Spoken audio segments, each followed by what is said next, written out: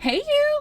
Thanks for stopping by. Today I'm gonna do a sketchbook tour, but it's a weird sketchbook, and I'm not gonna lie. It's what I call a learning sketchbook, and this one actually was uh I started using it for a class. I don't know why I was totally interested in square journals, so I actually took an old Canson XL sketchbook that I hated, and I painted the first few pages black. I kept that one sort of as an homage to the fact that this is a cannibalized sketchbook, and I was using it for a continuing studies class.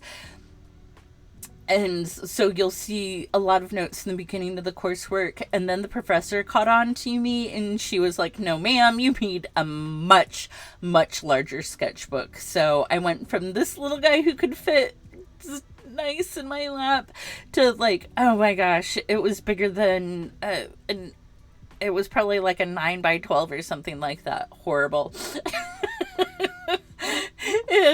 If it doesn't fit in my lap, I don't love it. So after I abandoned it, and well, after this class was finished, this became a place where I would deposit when I was studying something and, what do you call it? Like trying to learn something. And here I was trying to figure out what would happen if I shadowed with different colors. It goes from black to a cool red to blues and browns.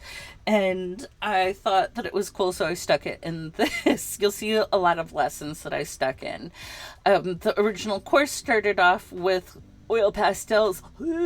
I loathe them so much. Ooh, this is a study about values from dark to light, and then what happens to the colors when you add white to it. It really makes a difference if you knew it. This one I'm proud of. It was about drawing straight lines, and then I drew over top of it to see how accurate I was. Dude, I did pretty good. Low key, I shocked myself. And oh my gosh, that I didn't realize how long ago this classwork was. Like, I flip back this bunny, like, he's so gnarled and like pointy ears. Like, it was back from when I was recovering from when everything needed to be angular.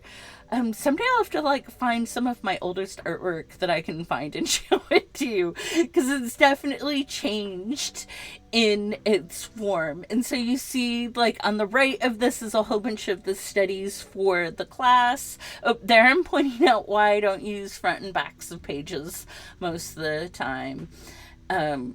That's from when I was doing research for the YouTube channel and the beginning stages of learning how to use gouache. And so when you're like specifically studying, your sketchbook is going to look entirely different than a sketchbook that is filled with artwork. Like, I started putting some artwork in it because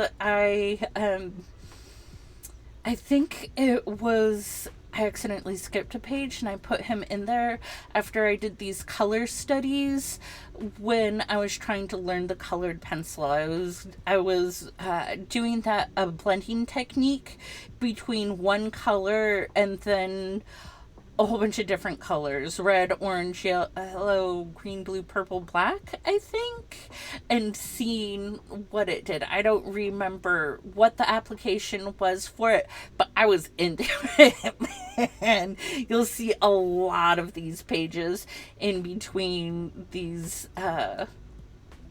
bear studies that I did when I found blank pages. Oh, this guy's so cool. This is like, I guess you'd call it a master study, and the frog there is by an artist called Ding Hu Art, and he's on Instagram, and I love him so much. And I'm pretty sure he works digital, but I wanted to try to redo his work in colored pencil, and like, I just tried to get pretty close to his style to see what I could learn about how he thinks. They have you do that like in art school, where you do like sculptures and stuff, where you like will draw sculptures or do paintings of other masters' artwork. And I love the frog guy so much I had to do one of my own. I don't know who this artist was, but I was absolutely fascinated with him. And I tried to do a master's study of him, and I just lost the will to finish that drawing. And so something new that I've been doing is I've been putting like gluing ducks and the word quack over top of it as sort of like a F-bomb. This page is ruined and I can't paint over it for whatever reason.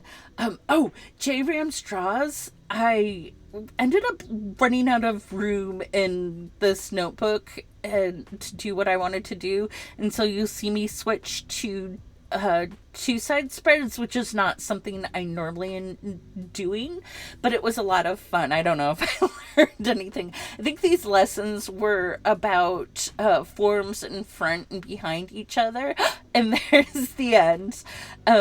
That's actually a toad that lives in Texas. He isn't actually orange. I took a little bit of liberty with him, but it's more of a tan brown situation. But we get him in our backyard. And so I try to, at the end of all of my sketchbooks, to put something Texas in the end of it. And we have the Texas toad. And that is the end of this sketchbook that I used for learning. I'm not sure how interesting it was. Oh, that's something newer that I do where I write about art supplies that I used up. I think it's such a victory to like use something from beginning to end. And then I write about how I feel about the supplies along with some swatching. And that's it. Next time I will come back with a full drawing time lapse, but I finished this and wanted to throw that into the universe. Till next time, friend. Love you. Bye.